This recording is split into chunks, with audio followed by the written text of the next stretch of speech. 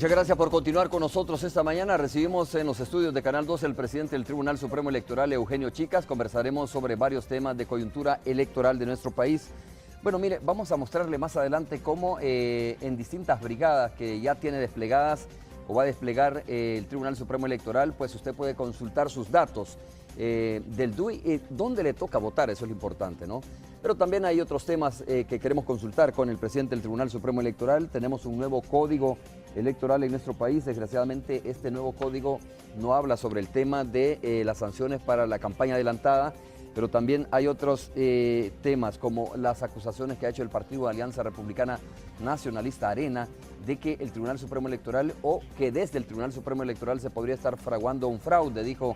Esto después de conocer las declaraciones del magistrado del Tribunal Supremo Electoral, Walter Araujo, magistrado que se declaró independiente en los últimos días. De hecho, el Partido de Arena pidió una recusación, pidió que el magistrado Walter Araujo fuese separado del proceso eleccionario del año 2014. Eugenio Chicas, presidente del Tribunal Supremo Electoral, está con nosotros. Obligación también preguntarle sobre esto que se ha publicado, sobre los gastos de casi 415,000 en viajes de magistrados a distintos puntos o a distintos países del mundo, donde hay, por supuesto, procesos eleccionarios donde han sido invitados miembros del Tribunal Supremo Electoral. A simple vista pareciera, si quiere evacuamos este tema, magistrado presidente, pareciera una exageración este gasto, ¿no? De 415,000 en viajes en un periodo determinado. Lo leo textualmente, dice que se han gastado esa cantidad, 414,883 en viáticos, boletos aéreos y otros gastos en sus viajes al extranjero durante el periodo de enero 2011 a junio del año 2012. Bueno, efectivamente, Romeo, yo creo que este es un dato relevante. En primer lugar, hay que señalar que hoy en el país estos datos son conocidos, son datos que siempre han sido de esa manera en importantes instituciones del Estado, Asamblea Legislativa, Corte Suprema de Justicia, pero hoy, gracias a que el país cuenta con una ley de acceso a la información pública, es que datos como ese cualquier ciudadano los puede obtener de nuestra página web. Por ley tenemos la obligación de ir colgando, ubicando toda esa información, y no solo el tema de viajes, el tema, por ejemplo, de todos los programas electorales. El pueblo los puede encontrar en nuestra página web, cómo ejecutamos, por ejemplo, toda nuestra estructura de recursos humanos, plazas que tenemos, con cuánto se financian esas plazas. Este tema, por ejemplo, es un periodo que no es de un año, es de aproximadamente más de 2 años y medio, y eso tiene que ver con todo el trabajo de gestión que hace el tribunal. No hay que olvidar que producto de esos trámites, de esa movilización, de esos viajes, es que el tribunal, por ejemplo, hemos ejecutado importantes proyectos de cooperación.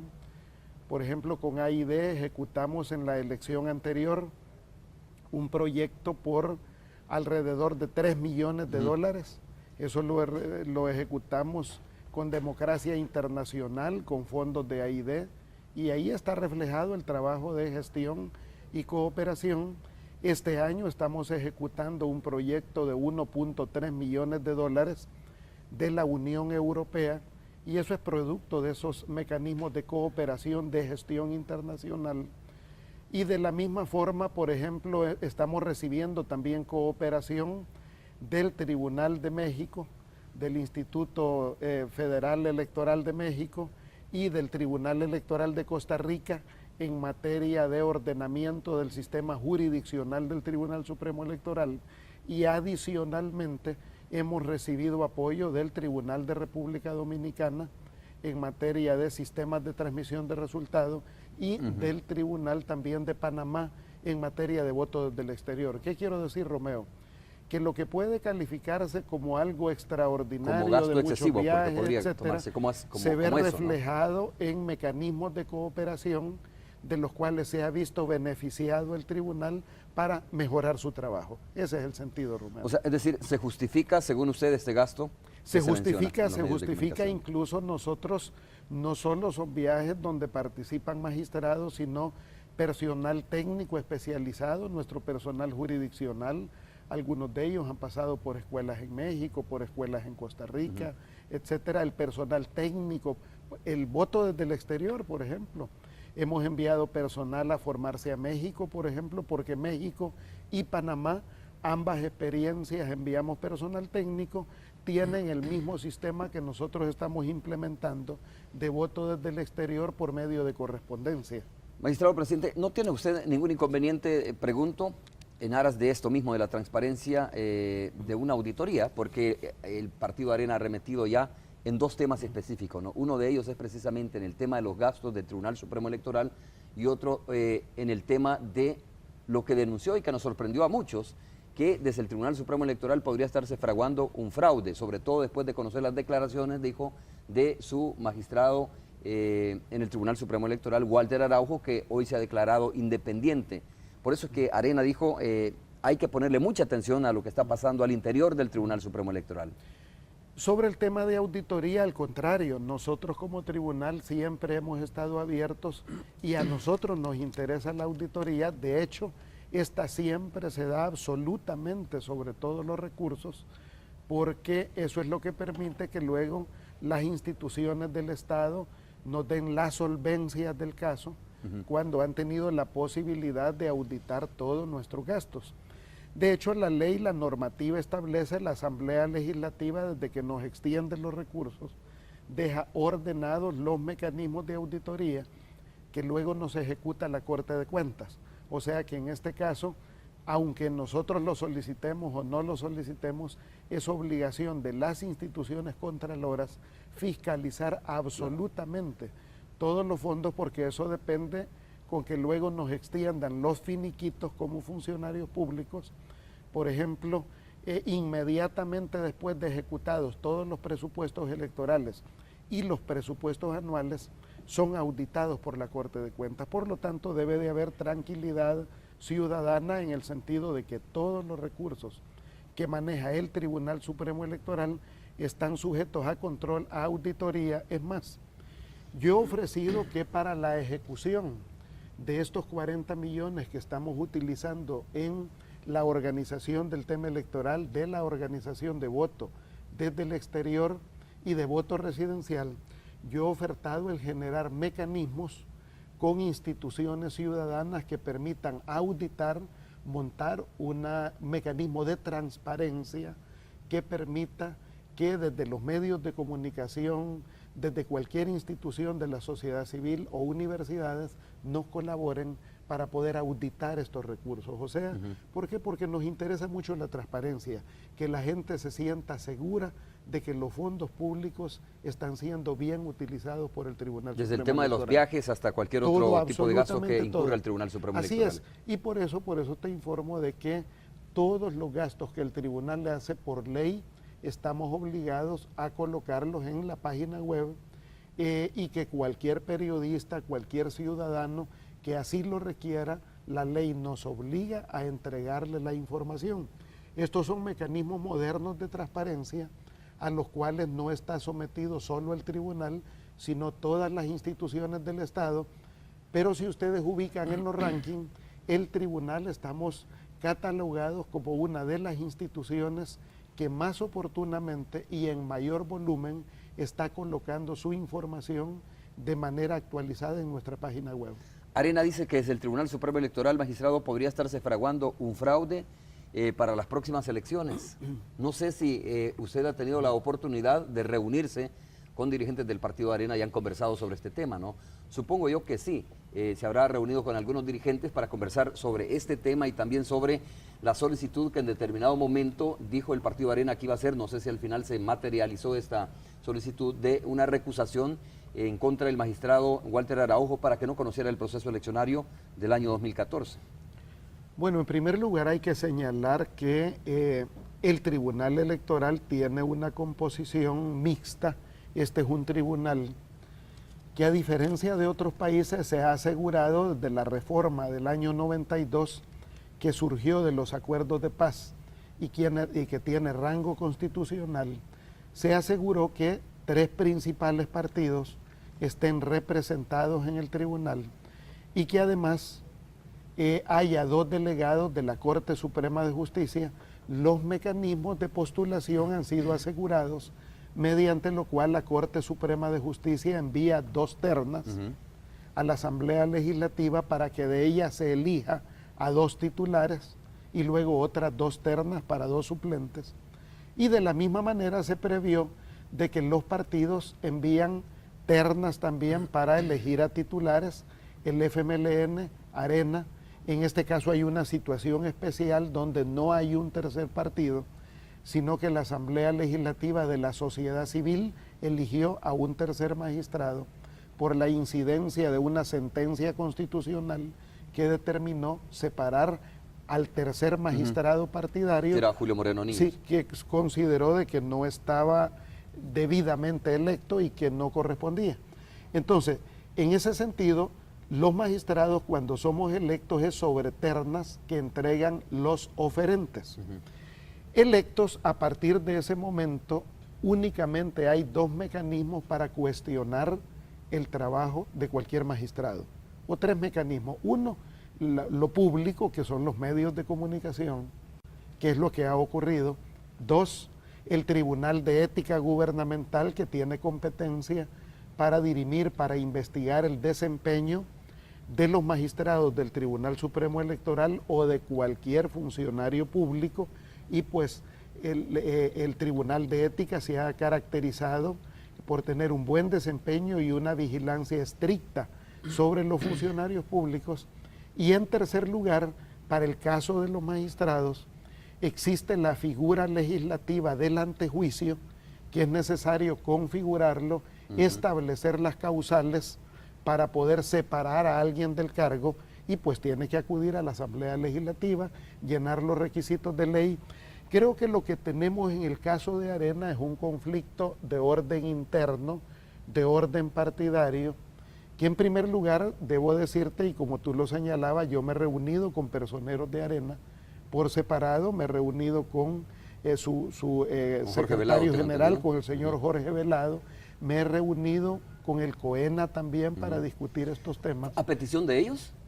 A petición mía, en primer lugar, a petición mía, en otros momentos a petición de ellos, ha sido de manera mixta, y hemos abordado, me he reunido también con su candidato postulado, con el señor Quijano, me he reunido también con su candidato postulado a la vicepresidencia, el señor Portillo Cuadra también, para abordar otros temas, y me he reunido con otros líderes de Arena también, con el señor Mason, me he reunido con el señor Barrera, o sea, me he reunido con distintos personeros y han abordado distintos temas, y uno que generalmente se ha abordado es el tema del magistrado Walter Araujo.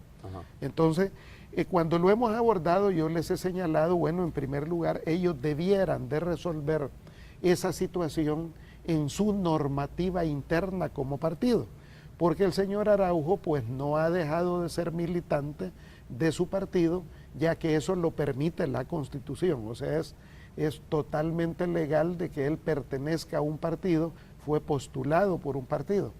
Ahora bien, si ellos tienen conflictos internos, los deben de resolver dentro de su partido, pero trasladar ese conflicto al seno del Tribunal Supremo Electoral no corresponde. No corresponde porque no es un conflicto que haya surgido en el seno del tribunal, sino más bien es una diferencia política que se da en familia, que se da dentro de las filas. Que no tiene por qué ventilarla el Tribunal Supremo Electoral. No nos corresponde definitivamente. Ahora bien, ¿ha tomado el tribunal alguna medida en ese sentido, alguna acción? La ley, como presidente, no me faculta a sancionar a ningún magistrado. O sea, en ese sentido tenemos una condición de igualdad. Los magistrados, de acuerdo a la Constitución y al Código Electoral, cada uno pesamos por un voto dentro de las decisiones del organismo colegiado. Ahora bien, yo este tema lo abordé en bilateral con el magistrado Araujo, señalando la inconveniencia, porque me parece que es inconveniente que un magistrado, desde la investidura del cargo que desempeñamos, critiquemos a cualquier candidato, critiquemos a cualquier partido, no nos corresponde como magistrado. Dice que lo hace como militante del partido, ¿no? Por eso, pero en su condición lo que de pasa militante. es que teniendo también la la investidura, pues yo lo que señalé, le advertí es que esto es inconveniente porque podría eventualmente arrastrar al tribunal a un debate que ya ha surgido y que no nos ayuda en la organización del evento electoral. De la misma manera le señalé al partido Arena de que si tenían diferencias que lo diriman en el seno de su partido, que acudan si les parece al Tribunal de Ética Gubernamental o que acudan a la propia Asamblea Legislativa y que hagan uso de sus prerrogativas como competidores políticos en esta contienda. Pero creo que no es prudente es hacer señalamientos que pongan en riesgo la credibilidad del proceso electoral, en primer lugar porque, insisto, este es un tema estrictamente interno de diferencias dentro de un partido en el que no se debe de involucrar a la institucionalidad electoral. A nosotros como tribunal se nos debe de evaluar por nuestras resoluciones, por nuestras actuaciones, por eso esencialmente, Romeo. Ahora, pregunto, en estas reuniones, magistrado presidente, que tuvo con dirigentes del partido Arena a solicitud de ellos, ¿no? Usted me aclaraba que algunas fueron a solicitud de su persona y otras a solicitud del Partido Alianza Republicana Nacionalista Arena. ¿Cuál fue su principal preocupación de ellos? Es decir, ¿hablaron sobre este tema del fraude que ellos dijeron que podría estarse fraguando desde el Tribunal Supremo Electoral? ¿O fue el tema específicamente de cómo debería intervenir el magistrado presidente en torno al conflicto o a la situación de Walter Araujo? Hemos hablado de diferentes temas, Romeo, y debo de decir que estas reuniones no solo han sido con el Partido Arena, ha sido, por ejemplo, con el Partido Gana, ha sido con Concertación Nacional, ha sido con el FMLN, ha sido con PSP, tuve una reunión recientemente. O sea, mi obligación como presidente del tribunal y la obligación del colegiado es reunirnos con todos los partidos políticos y darle las garantías del caso en un evento electoral tan relevante como es un evento presidencial. Entonces, en ese sentido, nos hemos reunido con todos. Los temas han sido variados en todos los casos, pero se ha hablado de las garantías que tiene y debe de tener el evento electoral en sistema de transmisión de resultados. Ese ha sido un tema común en las diferentes conversaciones que hemos sostenido con los diferentes partidos o con algunos candidatos. Nos hemos referido, además del sistema de transmisión de resultados, para el caso de Arena, a este tema, a su tema interno, a este tema de diferencias entre un militante magistrado y su partido. Nos hemos referido también a todo el proceso de organización electoral. Nos hemos referido a los mecanismos de licitación y contratación dentro del tribunal. Eso ha facilitado, por ejemplo, de que haya mejor comprensión desde los partidos de toda la ejecución del calendario electoral del Tribunal Supremo Electoral. Y el tema Araujo también yo lo he llevado al seno del organismo colegiado, porque ahí también lo abordé, para hacer las advertencias del caso. Insisto, no tengo mecanismos para determinarle al magistrado Araujo que diga o que no diga. Él es libre, de acuerdo a la Constitución, de expresarse como quiera, pero ha sido mi obligación advertirle la inconveniencia de involucrar al tribunal en una crisis que es estrictamente partidaria. Bueno, termino este tema con lo siguiente, magistrado presidente. ¿Hubo algún compromiso de parte del Partido Arena? Es decir, mire, ¿quedamos satisfechos o después de esas reuniones ha continuado estas acusaciones de que el Tribunal Supremo Electoral no es, digamos, un ente confiable, ¿no? Desde el punto de vista del Partido Arena, digo, porque después de las acusaciones, obviamente, de los gastos y las acusaciones de que se podría estar fraguando un fraude desde el Tribunal Supremo Electoral, digo, ¿hubo algún compromiso de parte del Partido Arena o no? Bueno, en primer lugar hubo un compromiso que se tradujo precisamente en los votos del Partido Arena que han permitido no solo la aprobación del Código Electoral en este caso, sino también hubieron los votos que permitieron en todos estos diálogos que el Partido Arena también de manera muy atinada, y yo debo de agradecer ese tema, también al igual que todos los partidos de manera unánime aprobaron los presupuestos con los que estamos ejecutando el evento electoral, todo el proceso electoral. Luego, pues, únicamente lo que ellos asumieron cuando yo expliqué es que existen mecanismos de ley, ya sea bajo su vía interna en su estatuto, bajo el Tribunal de Ética Gubernamental o la figura del antejuicio, que ellos valorarían qué caminos pensaban seguir para dirimir su situación interna. Pero después de esas conversaciones han seguido, veo que hay una matriz de opinión respecto a descalificar al Tribunal Supremo Electoral. Eso me preocupa porque lo veo más como un recurso político. En todo caso, creo que debe de ofrecerse pruebas a la ciudadanía.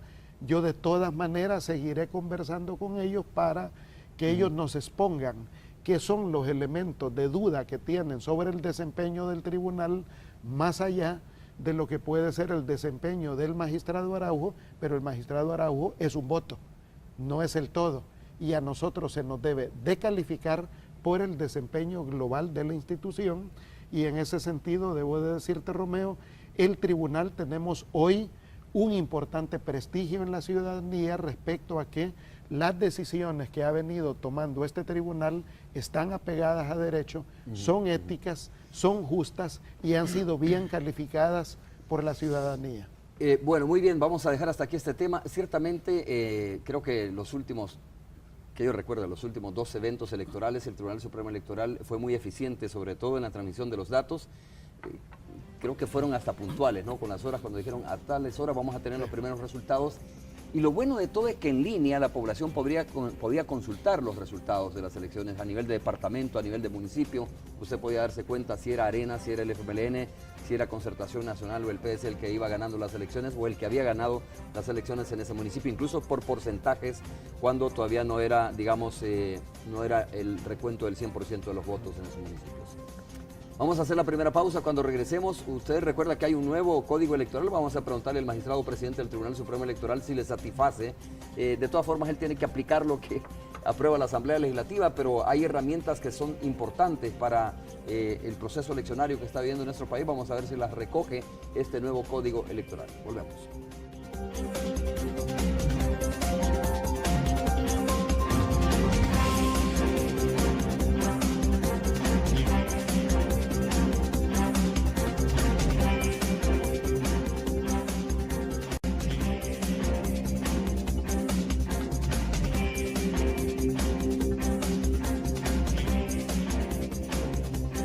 Muy bien, estamos de regreso conversando con el magistrado presidente del Tribunal Supremo Electoral. Todos los salvadoreños y salvadoreñas quisiéramos que en el código electoral dijera se sanciona al partido tal desde que comienza a hacer campaña, ¿no? Digo campaña en términos no de pedir el voto, sino más bien de aparecer en los discursos, de aparecer, por ejemplo, con los spots en los diferentes medios de comunicación, en la radio, en la televisión. Digo, quisiéramos que existiese esa herramienta para el Tribunal Supremo Electoral. Tenemos un nuevo código, pero me parece que no fue así, no se legisló, Eugenio, tú sabes mejor, sobre esta materia específica, aunque el nuevo código obviamente ya contempla aspectos como el voto en el exterior, el voto residencial, etcétera, y los consejos plurales, entre otros temas. Yo creo que el objeto del nuevo código ha sido más bien entrar a un proceso de ordenamiento, y yo agradezco el esfuerzo de los legisladores por habernos dotado, y bastante a tiempo, de una nueva herramienta como es el nuevo código. ¿Cuál ha sido el propósito del código?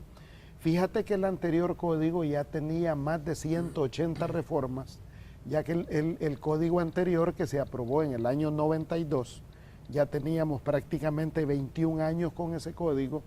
Ese código absorbió aproximadamente 180 reformas de todo calibre, de todo tipo, ya estaba bastante que parchado, ocurrieron en estos 21 años, muy parchado. Y yo lo comparaba con esas cobijitas guatemaltecas de remienditos, que lo había vuelto muy incoherente en una cantidad de temas. Por lo tanto, la novedad de este nuevo código, o sea, el propósito no ha sido exactamente el de ajustar una nueva ley electoral que incorpore reformas, no ha sido ese el sentido. El sentido ha sido más bien ordenar un nuevo instrumento y que el mismo sea coherente por las imperfecciones que le dejó tantos remiendos, tantas reformas que habían habido a lo largo de 21 años. Por lo tanto, me parece que el nuevo código es un avance respecto a todo el proceso jurisdiccional y administrativo que amerita el proceso electoral. Ahora bien, y además armoniza con una normativa reciente como ha sido la ley de partidos políticos y armoniza también con disposiciones recientes como han sido el tema de consejos plurales, el tema del voto desde el exterior y del voto residencial. Por lo tanto, es la armonía el logro principal del nuevo código. Y desde esa perspectiva, a nosotros como tribunal nos será sumamente útil y es además muy oportuno. Puede ser que este código que actualiza todos esos mecanismos no responda a las expectativas que hay respecto al rumbo de reformas que exige el proceso democrático del país, pero esa es harina de otro costal. ¿A qué me refiero? Efectivamente, por ejemplo, en el país, nosotros mismos como Tribunal Supremo Electoral, yo mismo como presidente, he venido señalando la necesidad de nuevas reformas electorales, algunas incluso tienen rango constitucional, como el tema del referéndum, el plebiscito, como el tema de los distritos, de la distritación electoral, de la ciudadanización de los organismos electorales temporales, o sea, pero esa es otra discusión. O sea, el país necesita, amerita, como toda sociedad, seguir evolucionando su sistema y proceso electoral. Por lo tanto, creo que nosotros no debemos de renunciar, en este caso, a importantes reformas, ponerlas en la mesa. Por ejemplo, el tema de género y las mujeres. Costa Rica y muchos países que han avanzado más en materia de democracia, hoy tienen regulado el 50% de candidaturas de mujeres. Para nosotros, la normativa electoral regula únicamente el 30%. Por eso digo, este código electoral... Bueno, pero venimos de cero, ¿verdad? Venimos de cero. Prácticamente. Por eso digo... Ni se mencionaba ni se hablaba en el código de cero. Así es. Este código electoral, la ley de partidos políticos, son un avance, pero mi expectativa, la expectativa del Tribunal Supremo Electoral es que continúe la agenda de reformas electorales y que temas relevantes como la cuota de género, o por ejemplo el plebiscito, el referéndum, la distritación electoral, lo que son distritos electorales, la ciudadanización de los organismos electorales, son temas que siguen estando abiertos en la agenda de reformas y eso ameritará en el futuro un nuevo esfuerzo legislativo para poder actualizar todos esos temas. Pero insisto, este código es un buen avance en un buen momento y facilitará todo el proceso electoral. Déjame preguntarte, o leí mal recientemente, ¿este nuevo código establecía el plebiscito o el referéndum ya? No, porque eso amerita un proceso de reforma constitucional. Entonces, que lo debería de reflejar un nuevo código en el futuro, pero que claro, obviamente hay que discutir esas reformas como país.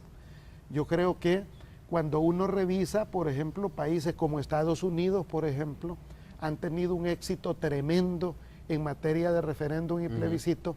Costa Rica lo ha tenido. Costa Rica sometió a referéndum el Tratado de Libre Comercio.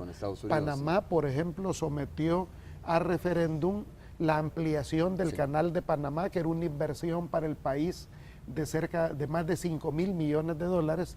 Cuando uno ve esos gestos democráticos, ve temas relevantes. En Estados Unidos sometieron a referéndum, por ejemplo, si la gente aceptaba o no la donación de órganos, por ejemplo, o temas migratorios. Algunos estados los han sometido. Es un paso sumamente importante en la democracia de cualquier país, porque, por ejemplo, ¿te imaginas tú si de repente aquí hubiésemos tenido esa figura?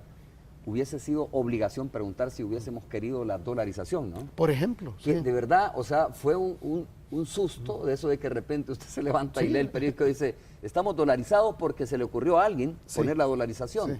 Y no debe ser así. ¿Por qué 3, 4 personas van a decidir por encima de todos los salvadoreños y salvadoreñas? El punto es que hay que preguntarle a la gente qué piensa sobre los matrimonios entre el mismo sexo, si quiere, en el tema de las drogas, si quiere, en el tema de que tú mencionabas, ¿no? Tantos temas que se pueden consultar, digo, respecto a esta situación, en el tema del plebiscito o el referéndum. Hay que preguntarle a la gente realmente si quiere eso, ¿verdad? Si se debe utilizar esas herramientas. Por eso es que es importante todos estos aspectos o estas reformas electorales. Y yo creo que en ese sentido, en este periodo, hay que decir, en este periodo, los avances en materia de reformas electorales han sido significativos en el país. Por ejemplo, el tema de voto residencial llevaba, pues, desde la firma de los acuerdos de paz, era un tema pendiente. A lo largo de 2 periodos del Tribunal Supremo Electoral hemos avanzado en eso. El voto del exterior era una mora que por más de 20 años estuvo pendiente después de los acuerdos de paz. Hoy hemos avanzado en eso, consejos municipales plurales, por ejemplo, la ley de partidos políticos. Yo creo que en materia electoral hemos avanzado muchísimo en muchos de esos temas. También tenemos que agradecer el desempeño, y este es un tema polémico, lo sé, de la Sala de lo Constitucional de la Corte Suprema de Justicia, donde ha sido por sentencias que se ha permitido el voto para las candidaturas no partidarias, el voto preferente por rostro en la papeleta. Entonces yo creo que hay reformas que se han derivado por el desempeño de la Sala de la Constitucional, que ha declarado inconstitucionales ciertas leyes. Otras han sido un excelente desempeño de la Asamblea Legislativa, otras ha sido la iniciativa del propio presidente de la República, y en el caso del voto residencial, pues es un mérito del Tribunal Supremo Electoral. ¿Pudieron, Eugenio, en este nuevo código, los diputados, los legisladores, establecer que quedaba para las próximas elecciones la fotografía del candidato? ¿Lo pudieron haber hecho? Bueno, como eso estaba marcado de determinada manera en la ley y no se interpretaba de esa forma, tuvo que ser la Sala de lo Constitucional la que tenía que actuar, y actuó bien. Y creo que en la Asamblea Legislativa todos los partidos midieron bien la circunstancia y regularon ya en el nuevo código de manera transparente, de manera segura y para el futuro, todos esos mecanismos. O sea, el voto preferente, el voto por rostro para la elección legislativa ya quedó asegurado para el futuro. Para las presidenciales no lo mandó la Sala. Pero pudo haberlo hecho la Asamblea Legislativa, incluirlo, digo, en esas reformas o en este nuevo código. Perfectamente, sí, es atinente a la Asamblea Legislativa.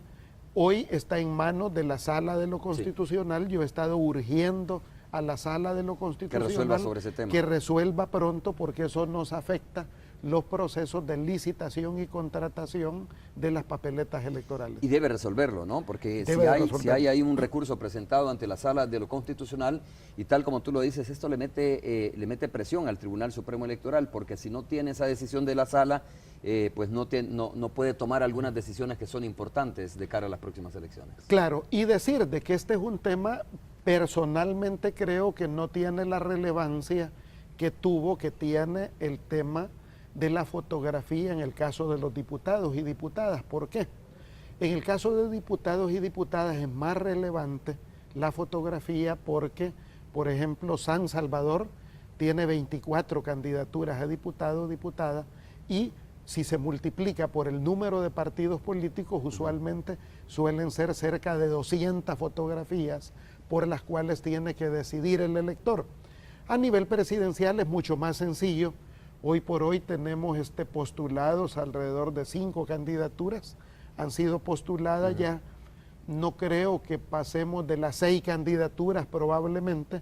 La elección presidencial es muy sencilla, administrativa y logísticamente es muy sencilla, políticamente es muy compleja. Esta elección será sumamente compleja porque es una elección a 3 bandas. A 3 bandas me refiero en el sentido de que hay 3 candidaturas relevantes hoy por hoy. Vamos a ver qué ocurre cuando comience la campaña. Claro. No ha comenzado. Faltan pocos meses. Oficialmente, ¿cuándo comienza la campaña? Digo, autorizada por el Tribunal Supremo Electoral. Bueno, lo que tenemos hoy es un fenómeno de pre-campaña que no lo reguló el nuevo código, no lo reguló. Hay que ser claro y franco en eso. Yo solicité que lo regulara, pero no ocurrió, al igual que solicité que lo regulara la ley de partidos políticos y no ocurrió. Entonces tenemos un fenómeno de pre-campaña que no está regulado en ley.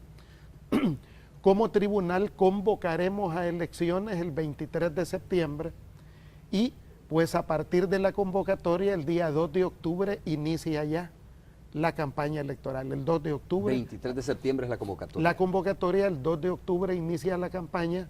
los procesos de inscripción de candidaturas inician al siguiente día de la convocatoria, eso significa el 24 de septiembre. Estamos a escasos 6 meses y 20 días de las elecciones, 6 meses y 20 días. Falta poco para las elecciones. ¿Y cómo está preparándose el Tribunal Supremo Electoral, Eugenio, para enfrentar este proceso? Bueno, mira, hay aspectos bien fundamentales para las próximas elecciones, como por ejemplo el tema de la consulta, ¿no? De la consulta de dónde le toca votar a las personas es importante. La logística que ha desencadenado, que está poniendo en marcha ya el Tribunal Supremo Electoral para hacer un proceso, como siempre, creíble y respetado realmente. Fíjate que en este momento tenemos, este proceso electoral desarrolla 2 programas adicionales. Uno es el voto desde el exterior y el otro es el voto residencial, donde hoy llevaremos ya al país a un 100% del voto residencial.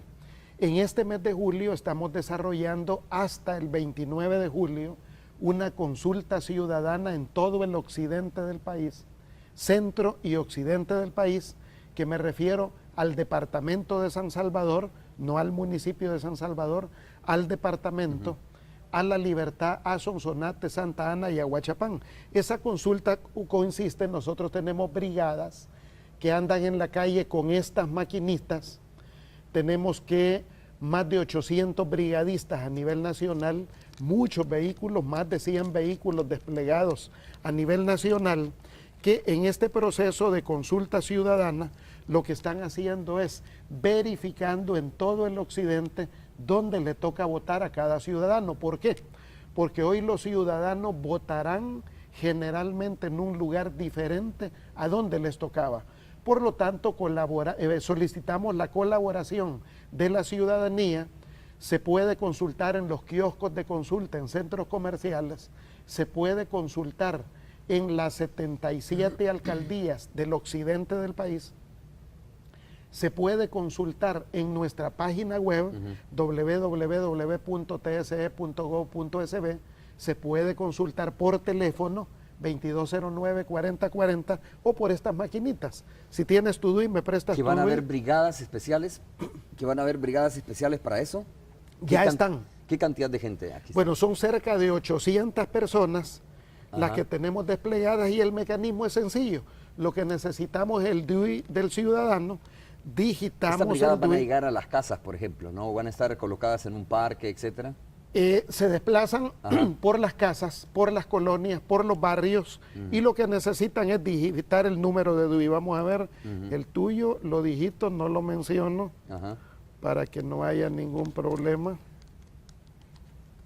Bueno, después de esta operación que está haciendo Eugenio Chicas, presidente del Tribunal Supremo Electoral, va a ver usted que se puede imprimir, ¿no? Los datos. Ya está, en este momento ya lo tengo en pantalla, Romeo, y precisamente procedemos.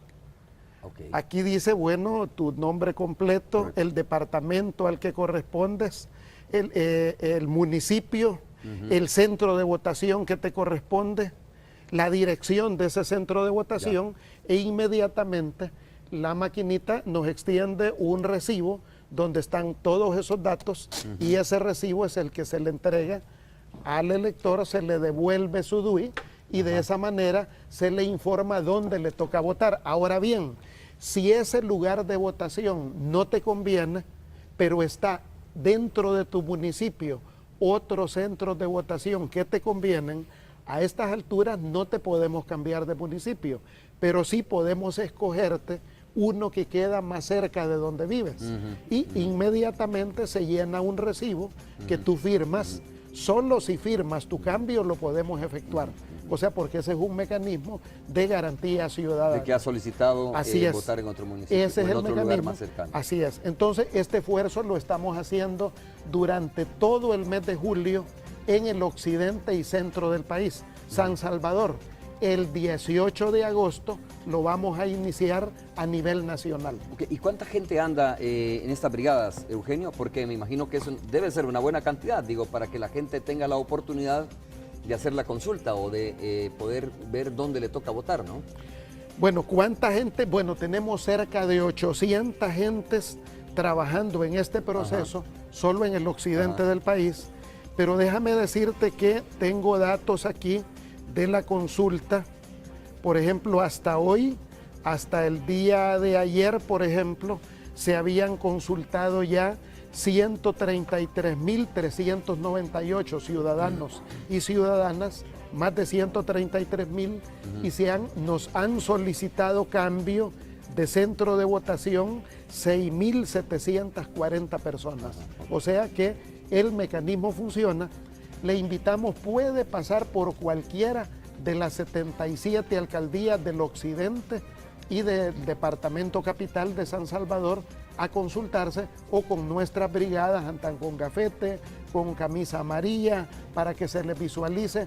Andamos con carros anunciadores. La PNC acompaña este esfuerzo y esto facilitará para que usted sepa dónde votar, que vote cerca en las próximas elecciones. Bueno, muy bien, vamos a hacer una pausa comercial, vamos a regresar en breve para continuar conversando con el magistrado presidente del Tribunal Supremo Electoral, Eugenio Chicas, y también para escuchar algunos comentarios a través de las redes sociales. Volvemos.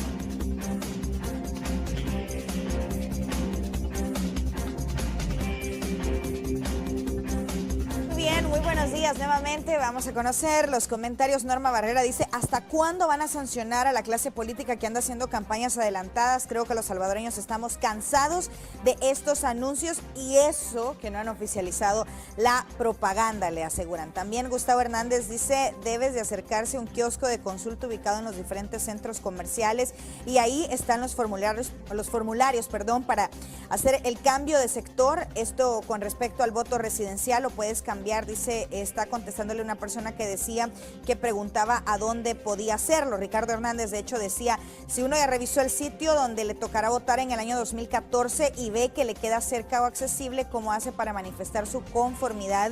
En este caso es para los que lo revisan por internet, ¿cómo manifiesta su inconformidad? Le está preguntando al magistrado. Y también hace la consulta: ¿cuánto costará? ¿A cuánto recibirán de dinero? Dice: los partidos políticos en las elecciones del 2014 por cada voto que van a recibir. También Joseph Jovel dice: en los casos de los nuevos votantes, ¿cómo poder orientarlos respecto a la responsabilidad de poder emitir el voto, así como también cuáles son sus derechos? ¿Cómo es posible que todavía no estén en tiempos de campaña electoral y los candidatos ya estén en campaña y el Tribunal Supremo Electoral está pintado, dice, sin hacer nada? Asegura Joao Villalta. El voto residencial será un caos. Por ser por primera vez me tocará ir a votar a una escuela en la colonia, asegura José Polanco. También otros comentarios: pregúntele si está afiliado al FMLN, como esperamos su neutralidad, asegura José Polanco. También Eduardo Guzmán dice: señor Chicas, estamos hartos de tanta campaña anticipada del FMLN, de Unidad y de Arena, dice. Las aceras, postes, paredes ya están siendo pintadas principalmente por los candidatos. Y también acá preguntan si, por ejemplo, va a haber un cambio de residencia este año y cómo debe de hacer para poder votar, para poder ejercer el voto residencial el próximo año. Es lo que pregunta Héctor Enríquez. Regreso contigo, Romeo. Muchas gracias, Roxana. Bueno, Eugenio, varias preguntas importantes, ¿no? Por ejemplo, esto del voto residencial, ¿será un caos? No lo creo, porque esto ya se practicó, ya se puso en marcha en eventos electorales anteriores. Nuevos votantes, este es un tema que me interesa mucho, que nos interesa mucho y que debe interesarle mucho además a todos los candidatos a la presidencia de la República. Me daba un dato el magistrado presidente del Tribunal Supremo Electoral que un poco más de 80,000 jóvenes deben empadronarse antes del 5 de agosto, ¿no? Y hasta hoy solo lo han hecho 2.732 jóvenes. Sí. Es decir, que son pocos los jóvenes que se han empadronado de cara a las próximas elecciones o para obtener el documento único. Esto siempre es una batalla previo a cada elección, porque nos referimos al universo de jóvenes, que son 80.465 que cumplen la mayoría de edad entre el 6 de agosto y el 1 de febrero. Esos jóvenes deben de ir a un duicentro, llevar su partida de nacimiento que tenga menos de un año de vigencia, la partida de nacimiento, hacerse acompañar o del padre o de la madre, de cualquiera de los dos, y debe de llevar DUI el padre o la madre. Si no está el padre o la madre, se pueden hacer acompañar de pues 2 familiares que lleven DUI o hasta de 2 vecinos. Los maestros nos han estado ayudando en este tema porque conocen a sus alumnos. De hecho, el tribunal ahorita tenemos una campaña mediante la cual centros educativos que nos piden apoyo, nosotros les proporcionamos el bus, ellos nos organizan a los estudiantes que entran en el rango de edad por cumplir los 18 años entre el 6 de agosto y el 1 de febrero, tienen su partida, los mismos maestros sirven de testigos, nosotros coordinamos en el RNPN para que eso se haga con mucha agilidad y estamos organizando esas excursiones para ir desde las instituciones educativas y empadronar, apuntar a los alumnos para que soliciten su DUI. ¿Cuándo les van a entregar su DUI? Al siguiente día de su cumpleaños. Si un joven cumple años el 1 de octubre, lo solicita antes del 5 de agosto o a más tardar el 5 de agosto y se lo van a dar el 2 de octubre. Porque por eso precisamente si cumple años el 1 de febrero, se empadrona desde ya y el 2 de febrero, el propio día de las elecciones, hasta mediodía estarán abiertos los DUI centros para darle el DUI. Entonces, por eso es importante enrolar a estos jóvenes. En esto nos ha estado apoyando las organizaciones de jóvenes, han jugado un rol extraordinario, Censura Cero, Medio Lleno, Jóvenes en Participación Política. O Vota Joven, por ejemplo. Vota Joven nos han apoyado mucho. Y en esto también INJUVE, el Instituto de la Juventud, el señor Miguel Pereira ha jugado un papel extraordinario también. Hemos solicitado el apoyo de las instituciones educativas, de las iglesias, y eso empieza a despegar ya. Ojalá, ¿no? Porque queda poco tiempo. Fíjate que estaba haciendo números, menos de 25 días para que estos jóvenes, para que, casi 80,000 que todavía no se han empadronado, te deberían de hacerlo en menos de, o en los próximos 25 días para poder votar en las próximas elecciones. Pero yo quiero decir también que ayudan los candidatos a la presidencia de la República, a las fórmulas presidenciales, que en vez de estar haciendo campaña sucia, que eso lo que hace es desincentivar a los jóvenes para participar en procesos electorales, mejor que hagan campañas de propuestas, de canciones, si quieren, alegres, de sus programas, de sus propuestas, de qué piensan hacer si ganan las próximas elecciones. Pero si comienzan a acusarse y a sacarse los trapitos al sol, como decimos, o a hacer campaña sucia, pues obviamente la gente, los jóvenes sobre todo, se desaniman, ¿no? Y dicen, ¿para qué voy a ir a sacar el documento único de identidad? Yo he insistido en ese caso en los partidos, con los candidatos, en que nos cooperen con este tema. En definitiva, los jóvenes electores, para darte un dato, en la elección anterior del 2012, los jóvenes que estaban en el rango de 18 a 29 años, que son para nosotros los jóvenes electores, eso fueron 1.400.000. O sea, el 33% del padrón, de un padrón de 4.800.000. El 33% estuvo en el renglón de 18 a los 29 años. Y de esos, el año pasado votaron solo el 44%, o sea, votó 629.000. O sea, los jóvenes votan poco. O sea, el resto de la ciudadanía votó en un rango de un 56% y los jóvenes solo en un 44%. Por lo tanto, creo que los partidos, las instituciones del Estado, las iglesias, las ONG, los medios de comunicación, tenemos el reto de motivar la participación de los jóvenes. Esto creo que tiene que ver con que los partidos deben de actualizar sus métodos de trabajo. Creo que en muchos casos resultan no ser interesantes para los jóvenes, sus puntos de plataforma. Creo que los jóvenes esperan propuestas de soluciones conforme a sus intereses.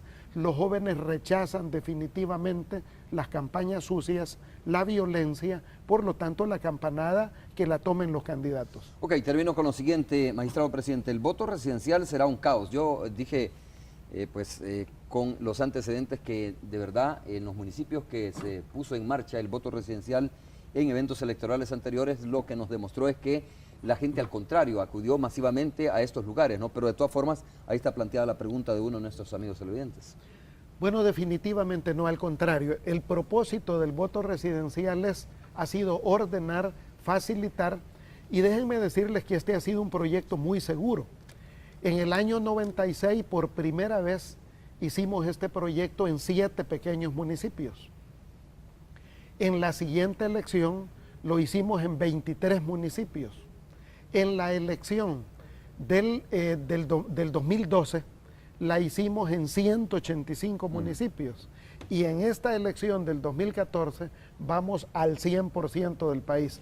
Este es uno de los proyectos más seguros porque hemos ido etapa por etapa y esto facilita que la gente vote cerca de donde vive, permite, evita, porque hace que los ciudadanos controlen el proceso electoral y eso evita fraudes.